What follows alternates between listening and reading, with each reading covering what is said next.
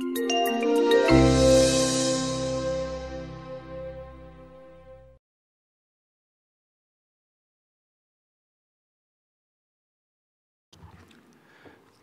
I'd like to open the Q&A session.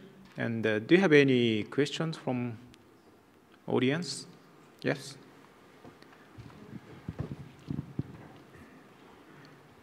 Chris Pearson, 5G Americas. This is a question for on security. In your view of where we're going at 3GPP and the standard, what is it that you feel like we're doing correctly? And then what are areas do you feel like that we could improve on as a mobile wireless industry? Not sure to catch all the questions in the middle. But 3GPP, sorry, what was the question? When you look at the mobile wireless industry and our standards that we're developing at 3GPP, what do you think that we're doing right in that development? And then what are areas do you think that we could actually improve upon a little bit? So what is specific about security is it's not, I'm 25 years of networking culture and more recent in security. So it was somehow easier in the networking area because we are relying on very clear standard bodies and so on. In security, it's a bit more complex because it's a mix of some standards and protocols. So 3GPP, for instance, is addressing the security of the slice in some ways. It's also going at the speed of the use case covered by the 3GPP. I mean, I'm a fan of the questions about multi-party application end-to-end of security. Just giving one example, if you look at what is available in terms of a specification for the slices, you have more standalone, not standalone or whatever, but if nobody, for instance, for the time being, addressed the point where you have to cross a frontier between France and Germany and to have the continuity of the service. Because here you will have to do with the car the roaming at the speed of the handover. It means that you have to, in terms of security, to check the credential and so on. So if it's centralized 1,000 kilometers away, it simply doesn't work. So we will have to change things. So maybe new protocols. In terms of architecture, it's very important because you will have to distribute those security functions, and software-defined security may help for that. So not everything is about standardization. And then behind standardization, you have regulation, because you need to have, as I said before, something which indicates what you're using. So as a provider, you may want to be sure that what you are using in terms of products, services, third parties, and so on is trustable. As a customer, for sure, you want to know what you buy. And if you buy a service which is supposed to put some lives in danger, like signaling for the rail or air traffic management or autonomous cars or whatever, you need to have something which indicates the level of security. A level of security relies to some standards in the general sense, and there is not only one body to describe that. You will rely on IATF for the keys. You will rely on 3GPP for other parts. So you will have to have a wide bunch of the standards and a framework of regulation. And with the point with the verticals and the ecosystem is that those frameworks with an S are coming in different verticals. I mean, transportation has some constraints, ELs has other constraints, and so on. So you have to cross the questions that are typical for a service provider, but not only for service provider, for the application in some areas of the verticals. Good. Any other questions? Yeah, but actually, I have a similar question on the security. And yeah, many people in the many conferences, many people say that security is very important for the 5G. And yeah, as the previous speaker mentioned, that 3GPP has already developed many kind of the security standards, and also they are still discussing on the security aspects. That's not so enough, do you think? And if so, what should we do? Mm-hmm. Yes. Yeah, that's okay. Again, okay. When you talk about security, in the past it was quite easier because we were discussing about static perimeters, as I said before. So you take a chipset from Qualcomm or whatever, NXP, whatever, and you just check if it's reliable and secure and so on. You take some systems more or less big systems. Here we're entering a new world, which is fully dynamic. I call it metamorphic because it changes in size, in time, and space. So you have to control different things. And it's end-to-end. So talking about 3GPP, I'm not aware of security concerns as per NSV or what is happening in the community of the open source in Mano, in the NFV, SDN world is not covered by 3GPP only. So it's not only one body. It's another. If you want to security end-to-end, you have to consider all the pieces of your system and your services. So 3GPP on its side has to cover well the radio side, some of the aspects of the architecture, and so on. And I said before, it also evolved at the speed of the pattern and the architectures that are processed and covered by 3GPP. But security is a never-ending study, as I said before. It means that you discover new attackers. I mentioned artificial intelligence to be used to protect, detect, and to have positive security. But it's also be of use for the attackers. So this is a never-ending story where you have to compete, where you discover new vulnerabilities, and you have to proceed all the time with that. So the basics has to be provisioned, and maybe some constraints on level of security of the basics of the virtualization, the softwareization, and so on may be useful. That may be the purpose of some new items in terms of standardization. Yeah, sounds complicated. yes, it is. Okay, any other questions? Oh, please.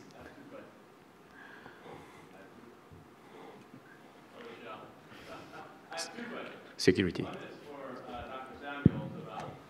You had some thought-provoking ideas, and just say that was A in your, and how do we get to Z as far as the next steps to some of your ideas that you put on your slides?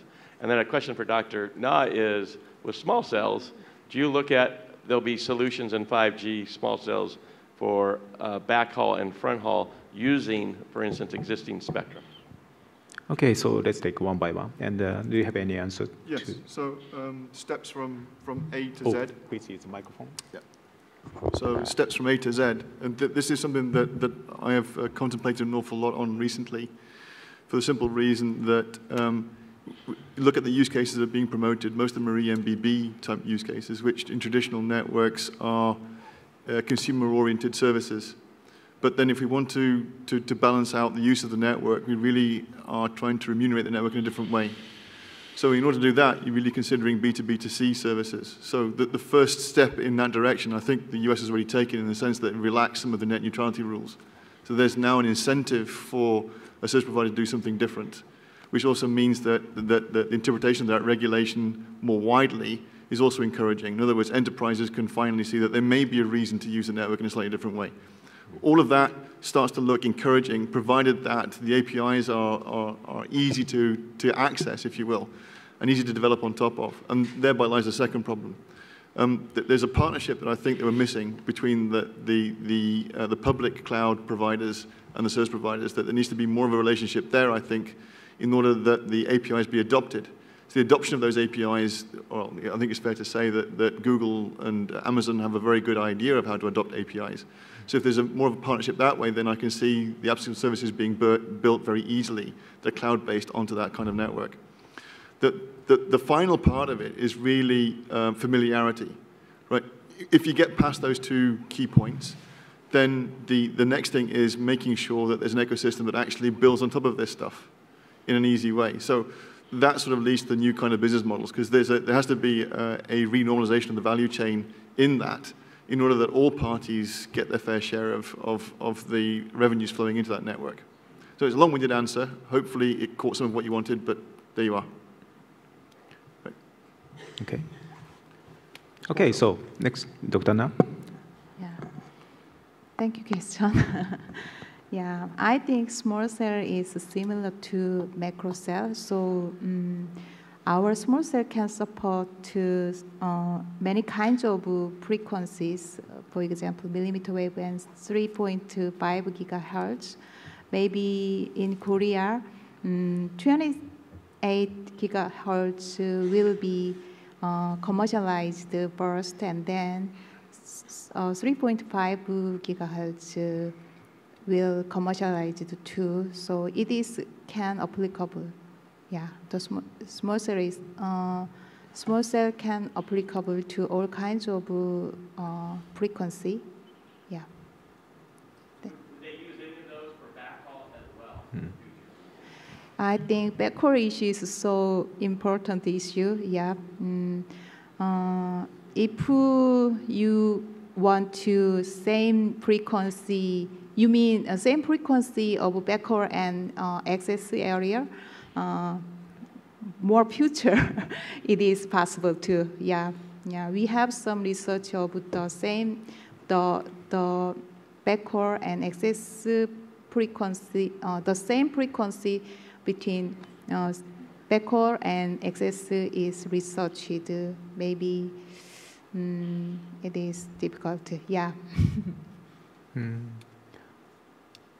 Okay. Any other questions? Oh yeah. My name is Doug Hill. Company is Real Random LLC, and my question is related to a discussion I had with Umar Javed yesterday of the FCC.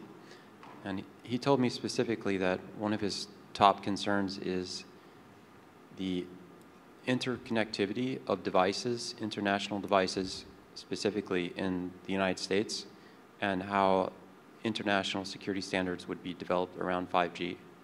So the question is there a framework as part of this organization that will look to develop an international standard for 5G and security? Okay, so anyone can answer? Maybe Takaharu-san, how about that? So, oh, sorry. sorry. Oh, yeah, it's no, okay. No.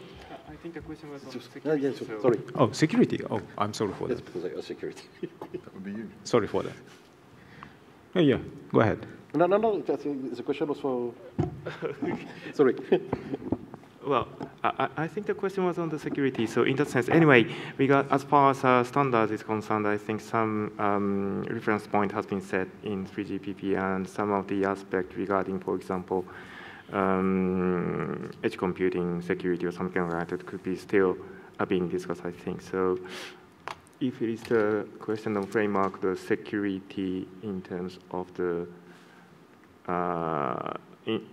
different nations or regulations, I think maybe the doctor could provide a few more additional answers, I think. Okay, so, do you have any comments? Yeah, one comment, because it was obvious before, the security is complex. It's as complex as the system. And you already have security, international approaches. For instance, if you take, say, what is done in this global platform with trusted element and so on, it covers part of the problem with some, and if you want to secure the connected and autonomous cars, for instance, you will have to rely somehow on some of those elements. But it's not, as I said before, it's not one body or one piece of where you go there and you have everything about security for all the 5G applications. Unfortunately, it's much more complex than that. Okay. Any other questions? Yep. Repeat it? Okay, I'm on. So we have in the topic here artificial intelligence, and I'm just wondering what part of the architecture, or is there a role for artificial intelligence in the 5G architecture? Yeah, I think the answer is pretty simple. The answer is yes. There's a role for artificial intelligence, machine learning in the 5G network, and in actual fact, it's been in the LTE network for some time. So any SON system which looks at the adaptability of their interface is already going down that machine learning route. And then mapping that to how applications react within the rating environment is also a use of machine learning too. The next things that we see are very much around how the network adapts to what the applications and the context of the identities happen to be within a slice. I think that becomes kind of important to the maintenance of SLAs within a slice if we start to be more ambitious about it being more than 4 slices. I think at some point, if we get the design right of the 5G system, being able to manage hundreds of thousands of slices is probably the way we want to go. That then proves that the system is a platform. In those kind of environments, yes, you want to make sure the network parameters are being tuned all the time, and then AI, machine learning type approaches will be useful in that environment, in short. Yep. Maybe just one word on that, because if you think about artificial intelligence on the learning side, you have a very strong dependency on the data, and the good data. And here, as we say in the ecosystem, you may have a very much more fragmented systems than before for the 5G with multiple actors. And one of the very critical open question is how we share the data, and who owns the data, and what you can do with that. As I said before, you may have, for instance, very good feedback from the network, from the monitoring point of view, to optimize the SLA network traditional sense.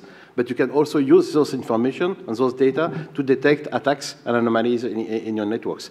But maybe sometimes it will be different actors and different people which are acting in terms of services in this. And so there is still open question about how to use the data, and with behind all of that, the privacy issues and constraints that you can have on those sharing of the data.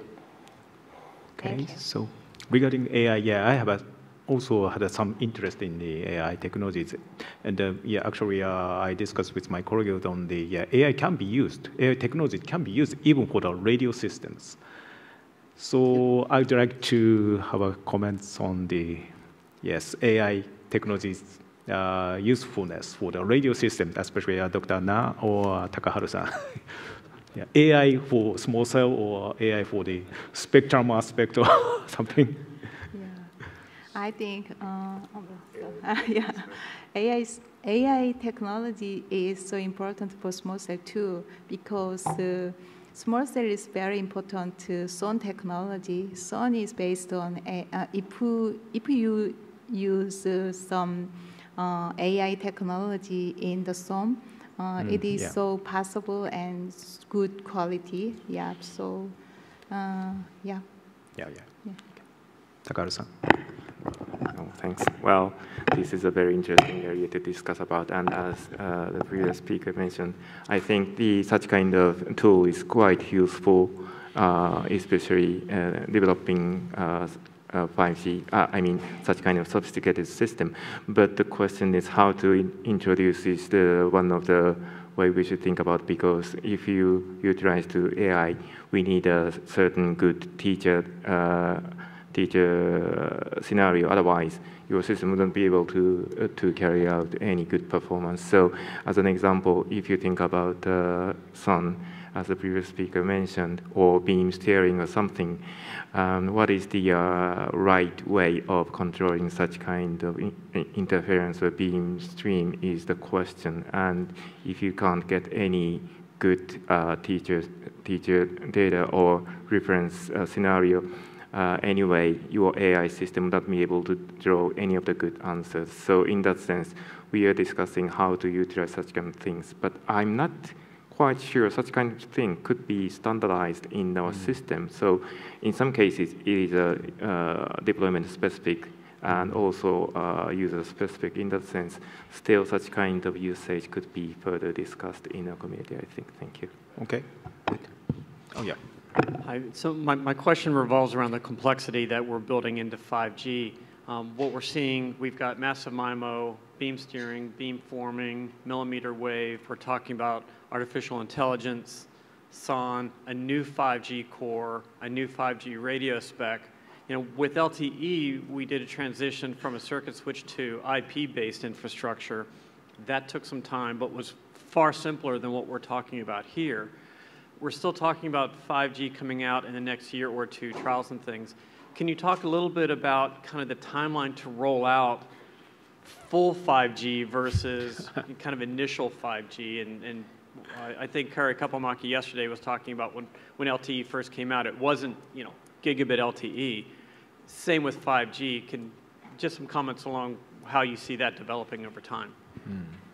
Okay, it's a little bit difficult question, and do you have any answer to that? So, yeah, as maybe Colin was mentioning yesterday, the full 5G is not there, and it will take years. I think you can say today that you have 5G inside, or that you are 5G ready. We had IPv6 ready for many years. So this is not a lie. So you will have 5G, you will have 5G deployment, but it will be partial 5G. As I tried to expose that the full 5G, which for me is to see the support of mission-critical verticals, is not for tomorrow morning. Because I know this market, I know the constraints, and I know the regulation and everything, and we are not there. But it doesn't mean that we have to stop, or that is, we cannot claim that, or people cannot claim that you have already 5G somehow. Yeah, Chidi. I'm actually going to go back to the previous topic about AI in 5G. I would like to share with you that last year we had set up a platform together with one of the largest vendor and one of the largest OTT with many other members called Wireless AI Alliance, WAIA.